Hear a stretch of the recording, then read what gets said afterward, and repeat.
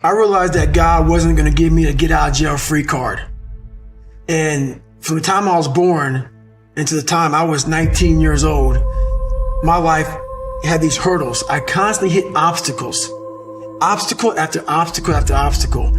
And I had to figure out how to manage suffering, how to deal with it, because it'd be part of my life forever. At least that's what I thought. So in order to deal with it, I had to be able to conquer it and overcome it and deal with it and know that in this suffering, there has to be some kind of growth. With every obstacle, I look at it as friction now. Without friction, there is no growth. You have to have friction in your life to grow.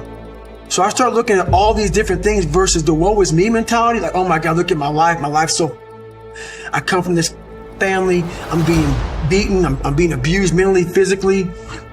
I start looking at it as the perfect trial ground.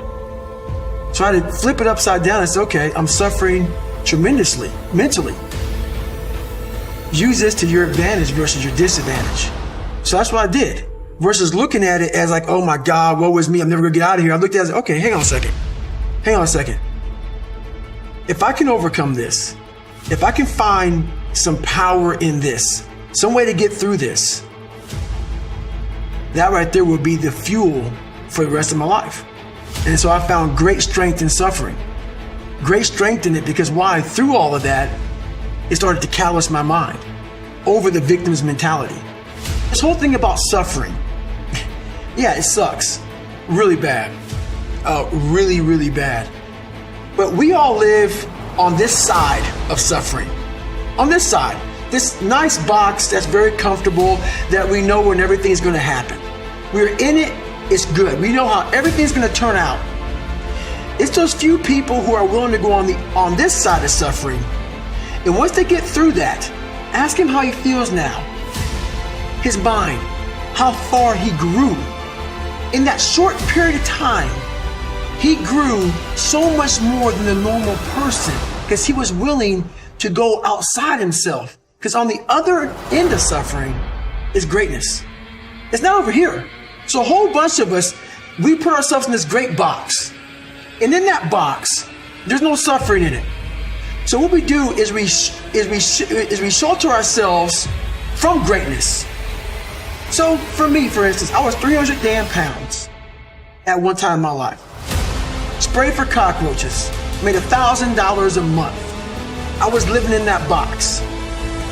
I would sometimes look over the box and I saw hell, suffering, storms, avalanches, tornadoes.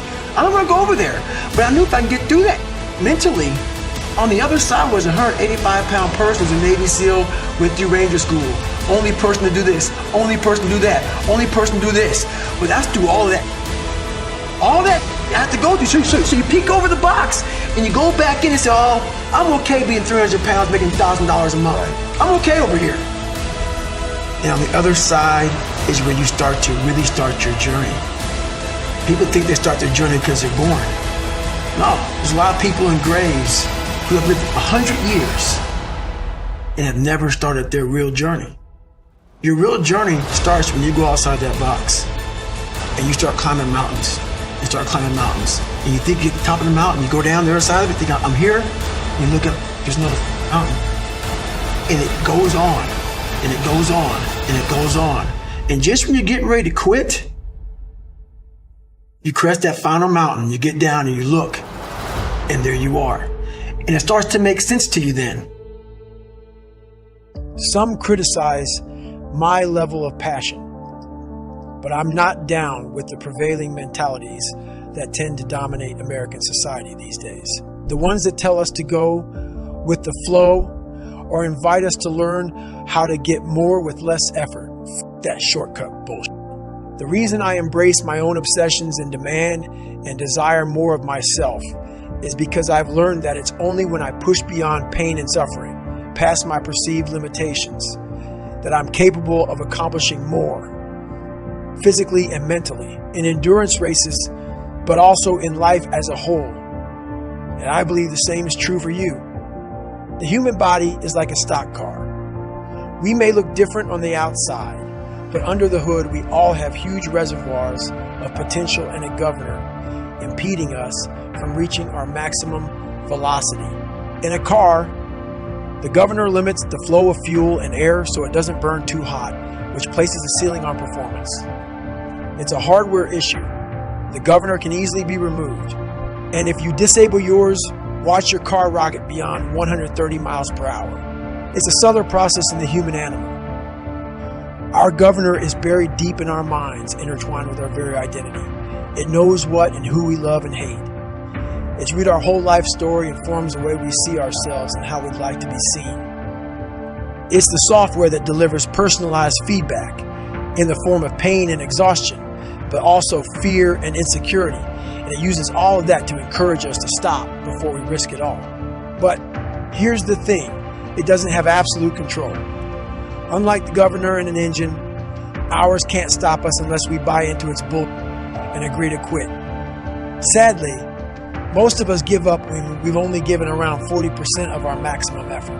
Even when we feel like we've reached our absolute limit, we still have 60% more to give. That's the governor in action.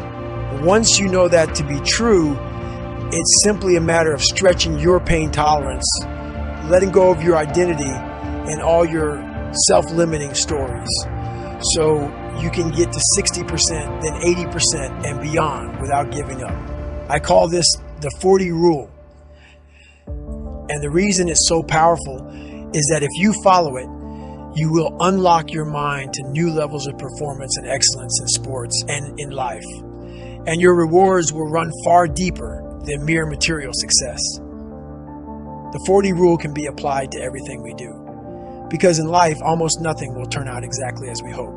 There are always challenges, and whether we are at work or school or feeling tested within our most intimate or important relationships, we will all be tempted to walk away from commitments, give up on our goals and dreams, and sell our own happiness short at some point, because we will feel empty, like we have no more to give, when we haven't tapped even half of the treasure buried deep in our minds, hearts, and souls.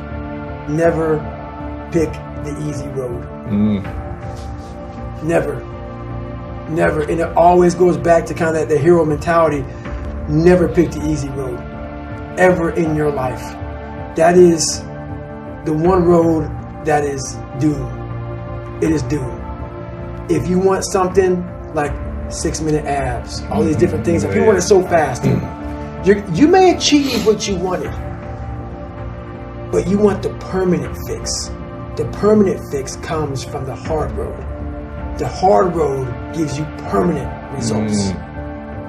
The easy road gives you the quick fix. You will go back to where you started on the easy route. That hard route is so permanent that it ends up callousing you everywhere. Everywhere. You keep a six-pack forever. You keep it. You keep it. Because you know the work that goes into it. Yeah. I know how it feels to be approaching an energetic dead end. I've been there too many times to count. I understand the temptation to sell short, but I also know that impulse is driven by your mind's desire for comfort, and it's not telling you the truth. It's your identity trying to find sanctuary, not help you grow. It's looking for status quo, not reaching for greatness or seeking wholeness. But the software update that you need to shut your governor down is no supersonic download. It takes 20 years to gain 20 years of experience. And the only way to move beyond your 40% is to callous your mind day after day, which means you will have to chase pain like it's your damn job. Imagine you're a boxer, and on your first day in the ring, you take one on your chin. It's gonna hurt like fucking hell, but at year 10, being a boxer, you won't be stopped by one punch. You'll be able to absorb 12 rounds of getting beat the down and come back the very next day and fight again. It's not that the punch has lost power. Your opponents will be even stronger. The change has happened within your brain. You've calloused your mind. Over a period of time, your tolerance for mental and physical suffering will have expanded because your software will have learned that you can take a hell of a lot more than one punch. And if you stay with any task that is trying to beat you down, you will reap rewards. Not a fighter. Say you like to run but have a broken pinky toe. I'll bet if you continue running on it, pretty soon you'll be able to run on broken legs. Sounds impossible, right? I know it's true because I've run on broken legs, and that knowledge helped me endure all manner of agonies on the ultra circuit, which has revealed a clear spring of self-confidence that I drink from whenever my tank is dry. But nobody taps their reserve 60% right away or all at once. The first step is to remember that your initial blast of pain and fatigue is your governor talking. Once you do that, you are in control of the dialogue in your mind, and you can remind yourself that you are not as drained as you think, that you haven't given it your all, not even close. Buying into that will keep you in the fight, and that's worth an extra 5%. Of course, that's easier read than done. It wasn't easy to begin the fourth lap of the Hurt 100 because I knew how much it would hurt. And when you are feeling dead and buried, dehydrated, wrung out, and torn the fuck up at 40%, finding that extra 60% feels impossible. I didn't want my suffering to continue. Nobody does. That's why the line fatigue makes cowards of us all is true as shit.